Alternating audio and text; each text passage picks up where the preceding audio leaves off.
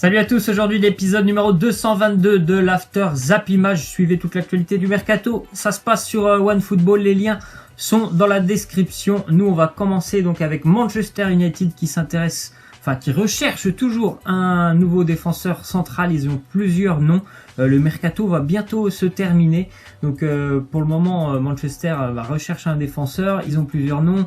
Ils ont déjà proposé 70 millions d'euros à Leicester pour Harry Maguire il y a quelques semaines. Leicester a refusé, donc Manchester va certainement revenir à la charge. Il y a aussi le nom de Jérôme Boateng qui a été ciblé, donc Manchester et le Bayern seraient en train de discuter. Et on a aussi un autre nom, Toby Alderweireld, défenseur de Tottenham. Donc plusieurs noms pour les Mancuniens qui vont certainement en faire signer un des trois, je pense, peut-être deux, je sais pas, mais au moins un des trois. Pour le moment on se dirige plutôt vers Harry Maguire et une nouvelle offre. Après je dis pas que ça sera fait, mais nouvelle offre normalement de Manchester pour Leicester. Ce qui pourrait faire d'Harry Maguire d'ailleurs le défenseur le plus cher de l'histoire si jamais Manchester revient à la charge et met plus que 70 millions d'euros. Ensuite, on voit que Yerry Mina, le défenseur du FC Barcelone, serait tout proche de s'engager lui aussi en Première Ligue en Angleterre avec Everton, normalement pour 32 millions d'euros. On sait que ça sera compliqué pour lui de s'imposer du côté de l'Espagne et de Barcelone, malgré la bonne Coupe du Monde qu'il a fait. Voilà, le Barça ne compte pas énormément sur lui, j'ai l'impression, surtout depuis qu'il est arrivé aussi de Clément Lenglet. Donc pour Yerry Mina, ce serait une belle porte de sortie, on va dire, parce que c'est quand même l'Angleterre. Après, Everton, c'est plutôt un club qui va lutter pour la 6-7e place, les places, on va dire, qualificatives pour l'Europa League. Mais pour le Barça, 32 millions d'euros, c'est plutôt pas mal quand même. Ensuite, on voit que le club chinois qui possède encore une fois Axel Witsel aurait décidé de le laisser partir du côté du Borussia Dortmund. Donc la clause libératoire elle est de 20 millions d'euros. Ça fait plaisir de revoir Axel Witsel dans un grand championnat. Je pense qu'il va signer, donc on va le revoir enfin dans un grand championnat, parce que mon championnat chinois, c'est pas celui qu'on suit le plus, je pense. Et puis niveau on va dire compétitivité, je pense vraiment que le championnat chinois c'est plutôt faible quand même par rapport à tout ce qui peut se faire en Europe. Donc Axel Witsel va revenir normalement du côté de Dortmund. Il aura normalement aussi un salaire plutôt avantageux, 10 millions d'euros quand même pour Axel Witsel. Ensuite, on voit que les joueurs du Nîmes Olympique, ils ont boycotté le décrassage au lendemain du match amical face à l'équipe UNFP afin de protester contre les primes de match et les primes de victoire qu'ils jugent trop faibles pour la saison à venir. Je sais pas le montant exact de ces primes. Après le Nîmes Olympique n'a pas un budget qui est vraiment énorme.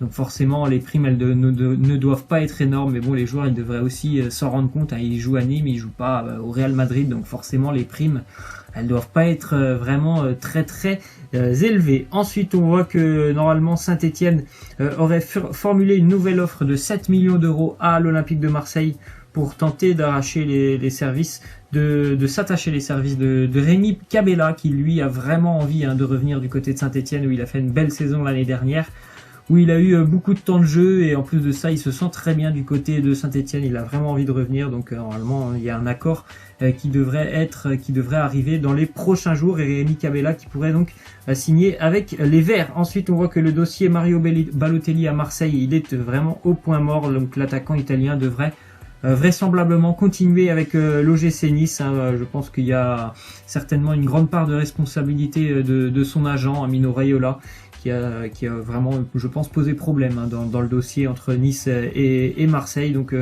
pour l'OM, il n'y aura pas de Balotelli l'année prochaine, et il n'y aura pas non plus de Olivier Giroud, parce qu'il a fermé la porte à Marseille dans une interview.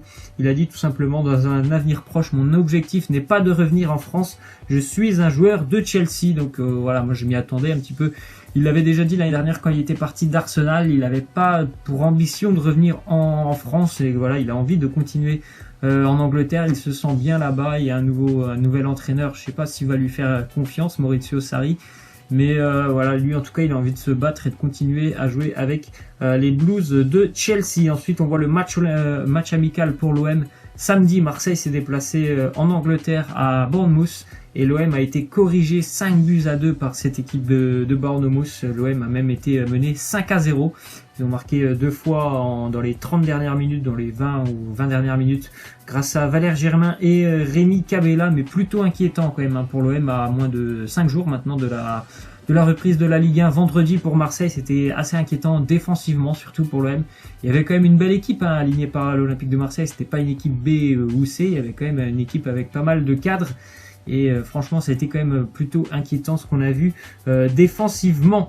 Ensuite, on voit une déclaration de Gianluigi Buffon. Il nous dit « Merci à Kevin Trapp qui, malgré le fait qu'il me l'ait déjà proposé il y a quelques jours, a voulu aujourd'hui me donner le maillot de numéro 1. Merci beaucoup Kevin et merci à tous ceux qui me permettent de m'exciter à nouveau. C'est peut-être pas grand chose, mais de lui donner le maillot, on va dire, floqué du numéro 1, ça veut dire qu'on tout le respect qu'on lui montre à Gianluigi Buffon et notamment de la part de Kevin Trapp. D'ailleurs, on l'a vu lors de ce match entre le PSG et Monaco, de cette finale pour le trophée des champions samedi. C'est bien Gianluigi Buffon qui a gardé les cages parisiennes donc jusqu'à présent, et je pense que lors de la première journée de Ligue 1 pour le PSG ce week-end, je pense que ce sera lui qui va garder les cages. Kevin Trapp, il revient.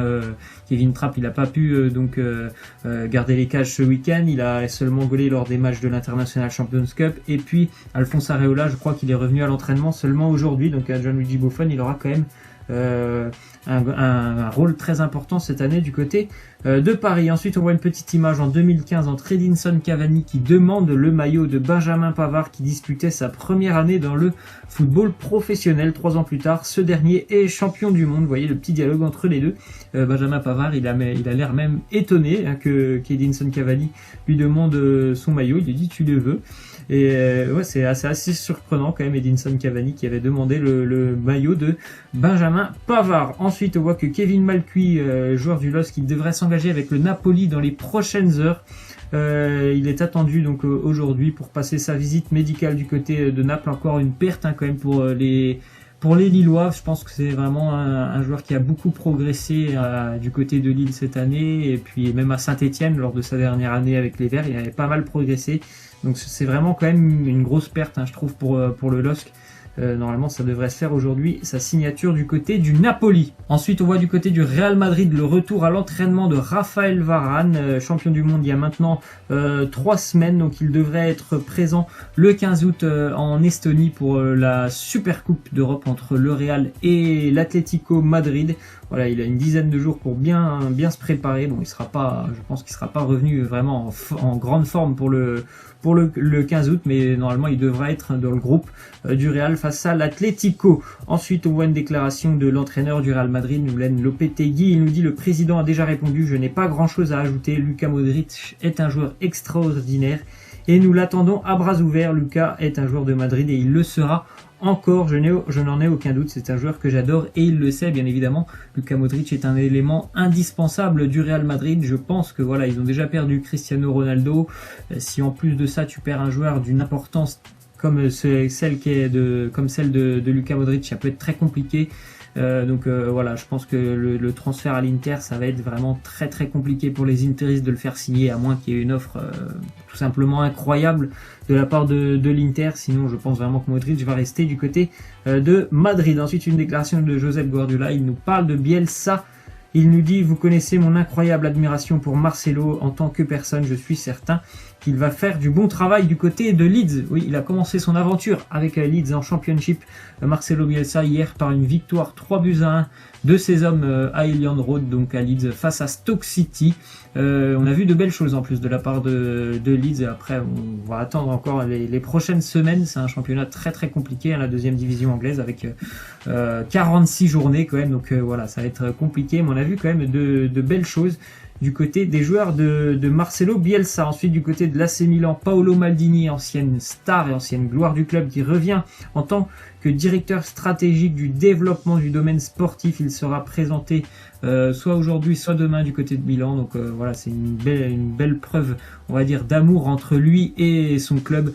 Paolo Maldini. Ensuite, on voit une officialisation du côté du Cameroun, le tandem Clarence Seedorf, Patrick Kluivert, qui prend donc les rênes de la sélection camerounaise, de deux jeunes nouveaux entraîneurs, parce que bon, ils n'ont pas une grande expérience en tant qu'entraîneur, mais voilà, on connaît hein, ces deux joueurs hein, qui ont marqué le football il y a quelques années maintenant. Hein, Clarence Seedorf et Patrick Kluivert, ce sont quand même deux très très grandes stars du football. Ensuite, on voit une petite image du nouveau look pour les tribunes de l'Allianz Arena de Munich. Magnifique, hein, tout simplement, les tribunes avec le logo, les inscriptions du Bayern, Mia, San Mia, vraiment très très belles ces tribunes de l'Allianz Arena. Ensuite, on va terminer avec la question de fin. Est-ce que le Paris Saint-Germain peut se passer d'André Di Maria? Laissez-moi en commentaire oui ou non. Il a fait une très très belle performance hein, face à Monaco. D'ailleurs, il a marqué très beau but. Hein, son coup franc, je crois même qu'il a mis aussi le 4e but parisien, il me semble. Donc il a fait une belle performance. Après, franchement, je pense que le Paris Saint-Germain est capable de se passer d'André Di Maria. C'est un joueur qui a un talent incroyable, mais moi je trouve qu'il est quand même un peu trop irrégulier. Il peut avoir 2 mois où il est très bien, puis après pendant 2 mois on ne le voit plus sur le terrain. Donc je pense que oui, le Paris Saint-Germain est capable de se passer de Di Maria. Après franchement là sur la dernière année, on va dire depuis le mois de janvier, c'est certainement l'un des meilleurs parisiens. Laissez-moi en commentaire ce que vous en pensez. Voilà, c'est la fin de cet After Zappima. J'espère que ça vous aura plu. N'hésitez pas à lâcher des commentaires, à vous abonner. Moi je vous laisse et je vous dis à demain. Ciao.